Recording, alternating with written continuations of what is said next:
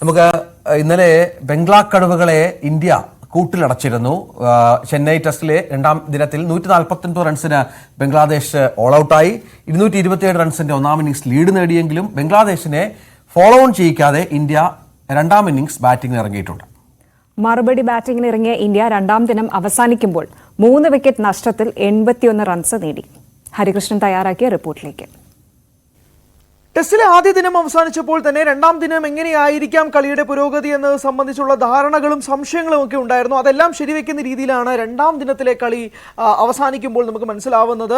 47 ഓവറിനുള്ളിൽ തന്നെ ബംഗ്ലാദേശ് ടീം 149 റൺസിന് all out ആവുന്ന കാഴ്ചയാണ് ഉണ്ടായത്. അതിൽ ഷാക്കിബ് അൽ ഹസനാണ് അവരുടെ ടോപ്പ് സ്കോററായി മാറിയത്. 64 പന്തിൽ നിന്ന് 32 റൺസാണ് അദ്ദേഹം നേടിയെടുത്തത്. ബാക്കി എല്ലാ താരങ്ങളും നിലം പരിശാവുന്ന കാഴ്ചയാണ് ചെപ്പോക്ക് സ്റ്റേഡിയത്തിൽ കാണാൻ സാധിച്ചത്. അതിൽ ജസ്പ്രീത് ബുംറ 50 റൺസ് മാത്രം വിട്ടുകൊടുത്ത് 4 വിക്കറ്റുകളും സ്വന്തമാക്കുകയും ചെയ്തു. ബംഗ്ലാദേശി പേസ് ബോളർമാർ ആദ്യ ദിനം എറിഞ്ഞപ്പോൾ തന്നെ ഇന്ത്യൻ പേസർമാർക്ക് സ്യൂട്ടബിൾ ആയിട്ടുള്ള ഒരു വിക്കറ്റ് ആയിരിക്കും ഇത് എന്നുള്ളത് ആദ്യ ദിനത്തിന്റെ അവസാനം നമ്മൾ സംസാരിച്ചിരുന്നതാണ്. രണ്ടാം ദിനത്തിൽ അതേ കാഴ്ച തന്നെയാണ് ഉണ്ടായതെന്ന് പറയേണ്ടി വരും. പ്രത്യേകിച്ച് ആകാശ്ദീപ് സിംഗിന്റെ 2 ഇൻ സ്വിംഗിംഗ് ബൗൾഡ് ഡെലിവറീസ് ഒക്കെ കണ്ണിന് കുളിർമയേകുന്ന കാഴ്ചയായിട്ട് തന്നെ മാറിയിരുന്നു. സിറാജും ജഡേജയും ബാക്കിയുള്ള വിക്കറ്റുകൾ വീഴ്ത്തുകയും ചെയ്തതാണ്. ബംഗ്ലാദേശിനെ സംബന്ധിച്ചിടത്തോളം 149 റൺസിന് അവർ ഓൾ ഔട്ട് ആകുകയും ചെയ്തു. മറുപടി ബാറ്റിംഗിന് രണ്ടാം ഇന്നിംഗ്സിൽ ഇന്ത്യൻ ടീം ബാറ്റിംഗിന് ഇറങ്ങുകയും ചെയ്തു. വീണ്ടും തകർച്ചയിലേക്ക് ഒരു ചെറിയ തുടക്കം, തകർച്ച കൊണ്ടാണ് തുടക്കം എന്നത് വീണ്ടും എടുത്ത് സൂചിപ്പിക്കേണ്ടി വരും. ക്യാപ്റ്റൻ രോഹിത് ശർമ്മ ആദ്യ ഇന്നിംഗ്സിൽ 6 റൺസ് നേടിയെങ്കിൽ രണ്ടാം ഇന്നിംഗ്സിൽ 5 റൺസിന് അദ്ദേഹം പുറത്താവുകയും ചെയ്തു.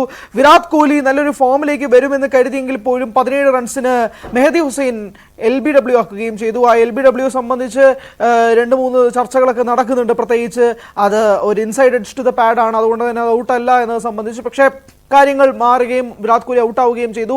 സ്റ്റംസ് ഡേ 2 അവസാനിക്കുമ്പോഴേക്കും 81 റൺസിന് 3 വിക്കറ്റ് നഷ്ടത്തിലാണ് ഇന്ത്യൻ സൈഡ്. പ്രത്യേകിച്ച് എടുത്ത് സൂചിപ്പിക്കേണ്ടത് ആദ്യ ഇന്നിംഗ്സിൽ ഡക്കായിരുന്ന ശുഭ്മാൻ ഗിൽ ഇപ്പോഴും ക്രീസിലുണ്ട് എന്നുള്ളത് തന്നെയാണ്. അദ്ദേഹം മികച്ചൊരു പ്രകടനം കാഴ്ചവെച്ചുകൊണ്ട് ടീമിനെ രക്ഷിക്കാനുള്ളൊരു ശ്രമത്തിന്റെ ഭാഗമായിട്ട് അദ്ദേഹം നിൽക്കുകയാണ്.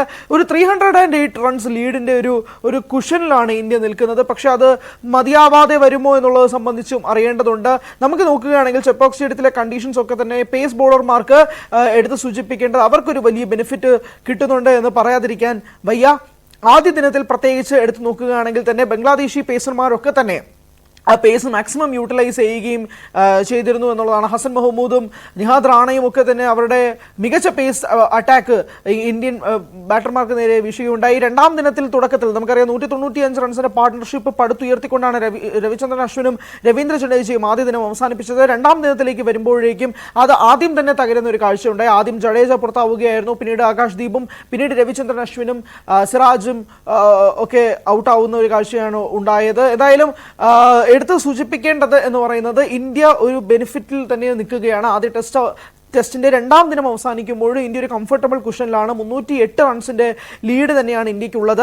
ഇനി മൂന്നാം ദിനത്തിന്റെ തുടക്കത്തിൽ, അതായത് ഇന്നത്തെ ദിവസം എടുത്ത് നോക്കുമ്പോഴേക്കും അത് തുടക്കം എങ്ങനെയായിരിക്കും, ഇന്ത്യക്ക് മികച്ച രീതിയിൽ തന്നെ തുടങ്ങാൻ സാധിക്കുമോ എന്നുള്ളത് തന്നെയാണ് ഏറ്റവും ഉറ്റുനോക്കേണ്ടത്. കാരണം രണ്ടാം ദിനത്തിന്റെ തുടക്കത്തിൽ തന്നെ രവീന്ദ്ര ജഡേജയുടെ വിക്കറ്റ് പോയതോടുകൂടി തന്നെയാണ് ഇന്ത്യൻ ഇന്നിംഗ്സ് പെട്ടെന്ന് തന്നെ അവസാനിക്കേണ്ടി വന്നത്. അതുകൊണ്ട് തന്നെ ഒരു സെറ്റിലായി തന്നെ 81 റൺസിന് 3 വിക്കറ്റ് നഷ്ടത്തിൽ എന്ന നിലയിലാണ് ഇന്ത്യ മൂന്നാം ദിനം കളി ആരംഭിക്കാൻ പോകുന്നത്. ഒരു മികച്ച ഇന്നിംഗ്സിൽ തന്നെ ഒരു തുടക്കം, പ്രത്യേകിച്ച് ബംഗ്ലാദേശി പേസ് ബോളർമാരുടെ മുന്നിൽ കുരുങ്ങാതെ ഇന്ത്യൻ ബാറ്റർമാർക്ക് പിടിച്ചു നിൽക്കാൻ സാധിക്കുമോ എന്നുള്ളതാണ്.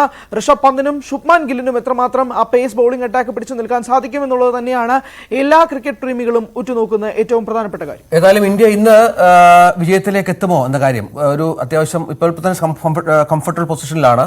കുറച്ചുകൂടെ ലീഡ് എടുത്ത് ഡിക്ലെയർ ചെയ്ത് ബംഗ്ലാദേശിനെ ബാറ്റിംഗിൽ വിടാനുള്ള സാഹചര്യമാണ്. നമുക്കിപ്പോൾ